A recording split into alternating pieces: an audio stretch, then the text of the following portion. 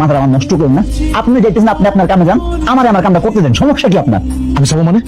এই যে আমি যে কাজটা করতে আসছি, এখন যেটা করতেছে, এটা আমার ইমানি দায়িত্ব, একজন মুসলমান হিসাবে আমার নৈতিক দায়িত্ব।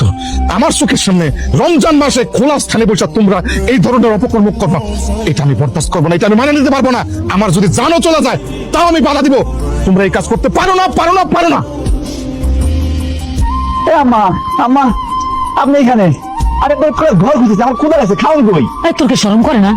এই রোজা রমজানের দিন তো চিলে চিলে ভাত খোঁজে। স্মরণ করবো কি লেগে? আমার ক্ষুধা লাগছে, আমি আমার মায়ের কাছে খাওয়াতে দিই। আমি কি পাশে দেখতে খাওয়াতেছি? তোর বয়স কত হচ্ছে? 18 বছর হয় নাই? 12 বছর হয় নাই? 14 বছর হয় নাই? 18 বছর হয় নাই? হ্যাঁ, তুই কি বড় হবি না? আম্মা আপনি জানেন ভালো করে, আমার ক্ষুধা সহ্য হয় না। রোজা রাখলে আমার ক্ষুধা আমার পেট চুটো করে, এই লেগে রোজা রাখতে পারি না। তুই বুঝোস না কেন? তোর মতো উপযুক্ত ছেলেরে যদি আমি রাইন্দা খাওয়াই, এটা আমার গুনাহ হয়। কার মতো বুঝছিস না? তোর আব্বা তো আমার না, তোর আব্বা 5 ওয়াক্ত নামাজ পড়তো, রোজা